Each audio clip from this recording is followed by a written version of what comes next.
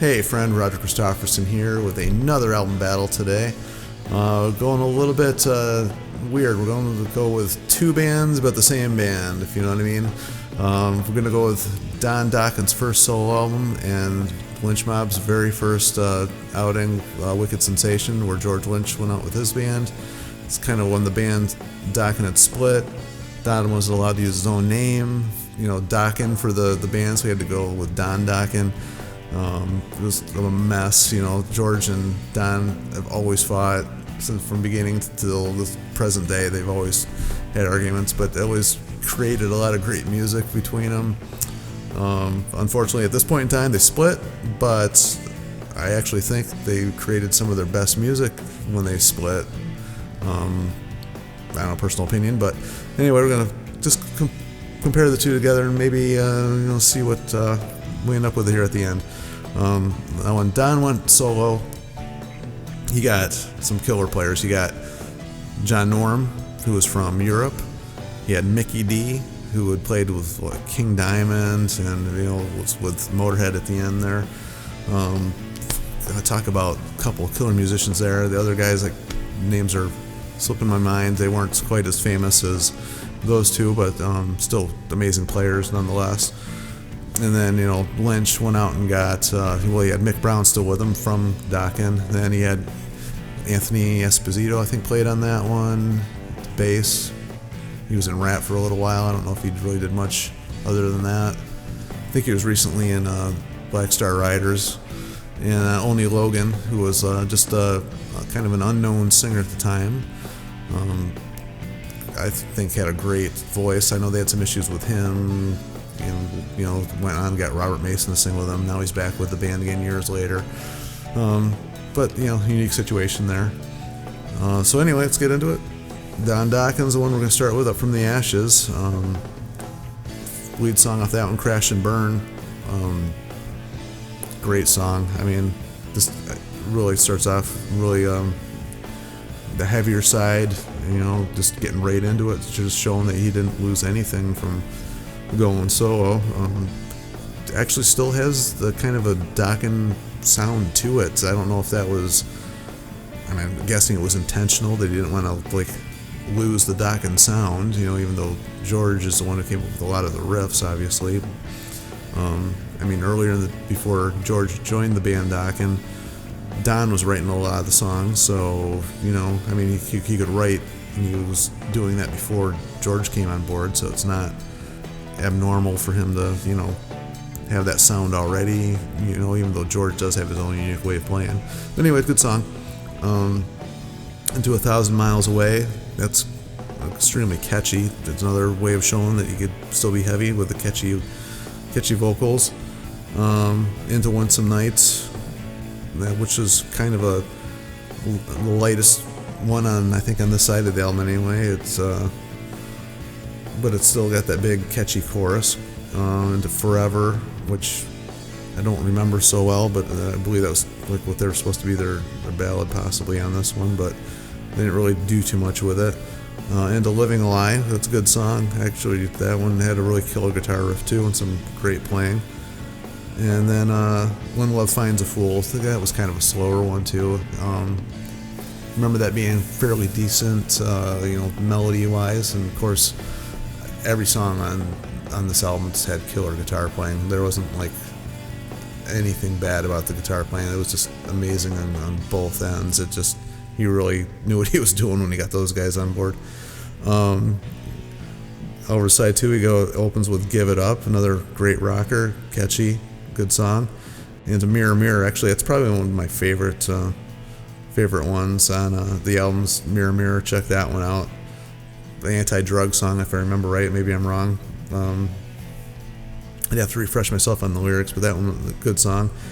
Stay was the next song on that album, on that side. Good song. That's catchy, good guitar playing. And then we go into Down in Flames and The Hunger is the last two on side two. In my opinion, probably a couple of the weakest songs, even though they're still good songs. They ended with the weak ones. I don't know, a lot of bands did that back in the day. They would just end the albums with probably the weakest songs. I don't understand that. And this had a lot of music on it too. There are more songs than your standard. I don't think it was 11 songs on this one. I don't know if I lost count, but anyway, probably could have just lost one of those songs instead of just throwing it on at the end. Where probably a lot of people just didn't even bother listening to them. Or could have stuck it in the middle, where they might have gotten some more attention. I don't know. Just my personal opinion on that. They could have maybe rearranged that album a little bit better, but still a great album. I mean, there's no complaints there. Don's still singing great on it. Good songs, and just great playing. I mean, you could have thrown the Dokken name on it without, Don being on there. You probably would have had a hard time knowing that it wasn't a Dokken album, even though, John and the other guitar player don't play the same way as Lynch. The songs definitely sound like Dokken songs. A little bit more maybe catchy, but it was still sounded really good, a lot like Dokken, obviously. So let's go over to the Lynch Mob, Wicked Sensation. Of course, the riff master himself. Obviously, this is going to have a lot of Dokken sounding songs going on in it. Going in with a different singer who had a little bit more of a raspierness to his voice than Don is known for. Didn't have quite the range as Don had, but he had a unique style to his singing, and I think it suited the music well. Personally, I mean, Wicked Sensation is a great, George riff. I mean, come on, that just opens with that. That's George as soon as you hear it, and Oni singing Sensation, had his own little unique weird thing to it. I know it's a really good song. I never ended up playing any of these songs, any of the bands I was in, but I actually saw a couple that did this song. I don't remember any other band that I ever saw play a Don Dokken song, but I do remember seeing a few bands play Wicked Sensations, if that says anything. River of Love is the next song on this cassette, because that's what everything I had back then was cassettes. CDs weren't a thing for me back then.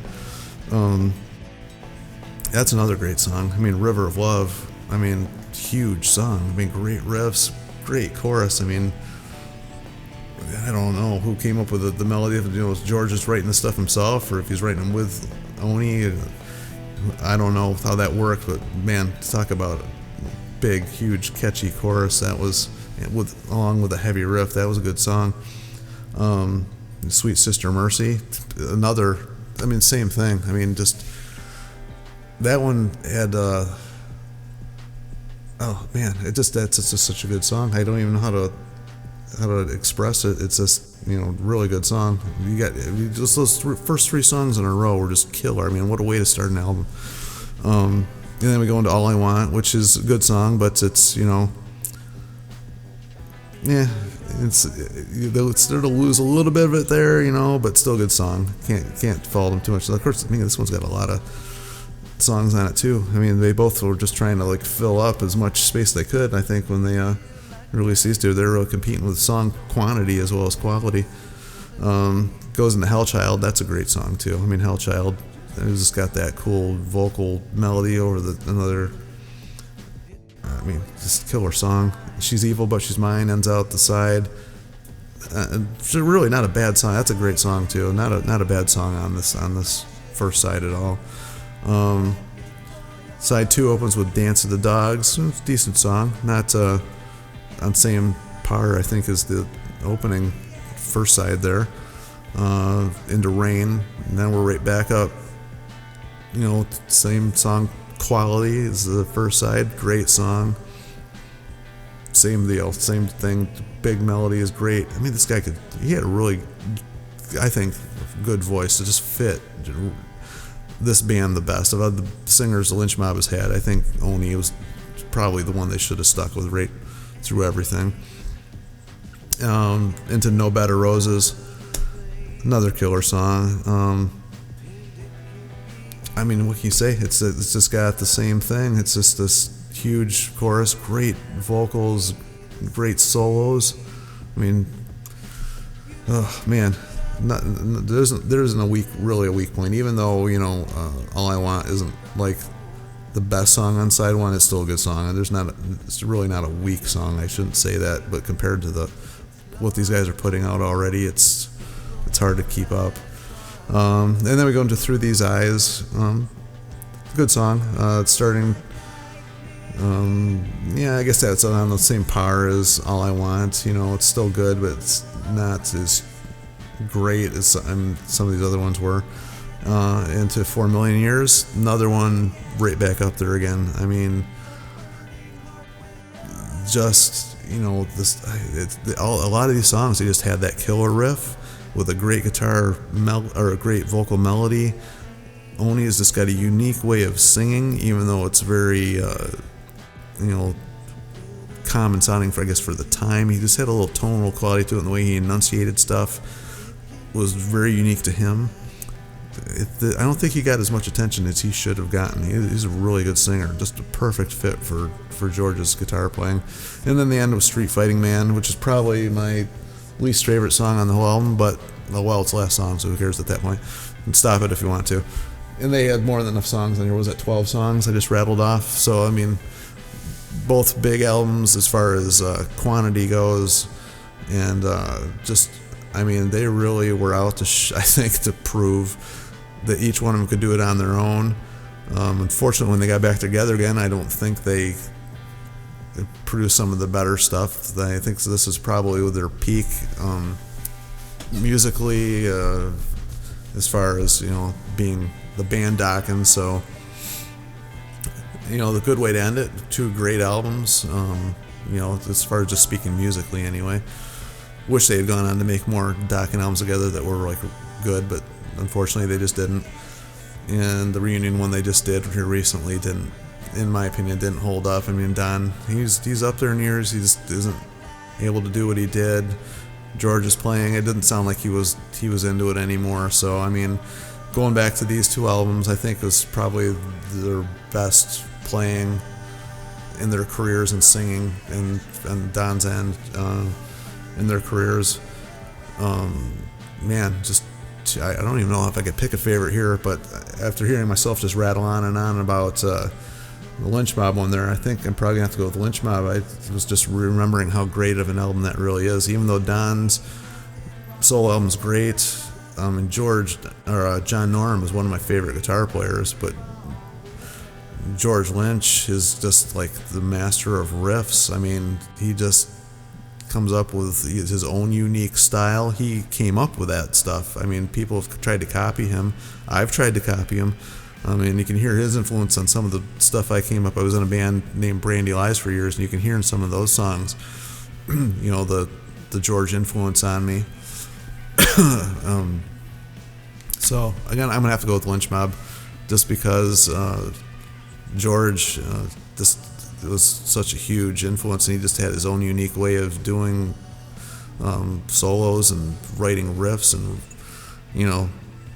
Oni picked up on it and made some great melodies to George's playing. I mean, it's a great album. I mean, if people have not listened to either one of these, check them out. But out of all the Lynch Mob albums, I think that was the best one. I mean, Don only made one solo album, so that's the only one to choose from for him. But out of all the Lynch Mob albums, Lynch Mob just came out with an album this past year. It was good. Had Oni singing on it again, but Wicked Sensation is like 10 times the album that one is, in my opinion. So, like I said, that's what we're here for, to get people out there, interested in, or maybe let them know that these bands are still around, and or people that haven't heard them, maybe they missed an album they should check out.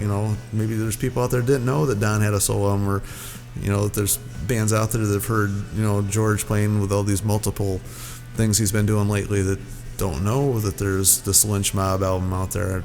I mean, it's possible people don't know this stuff. It's hard to believe, but anyway, get out there and just take a listen every now and then, and just remember how good the stuff really was, and just have fun, keep it alive, let other people hear it, keep this music alive. It's good. I mean, if you listen to the radio lately, we need some good music back on the radio, or at least just in our lives to listen to. So anyway, enough of my rant. If you want to check out any of my stuff, check out my YouTube channel, Roger Christofferson. Check me out on Bandcamp, iTunes, Spotify. Anytime you listen, that's great. I mean, I see it. I appreciate it. You know, it's fun to make music when you know somebody's going to go out there and listen to it. I mean, it just makes me inspired to try to do my best and see what I can come up with and keep people listening to, you know, good music. At least I think it's good music. So, you know, whatever. Like I said, as always, appreciate it. Thanks a lot. We'll be back again here soon with another one of these things and just have some more fun talking about great music. See ya.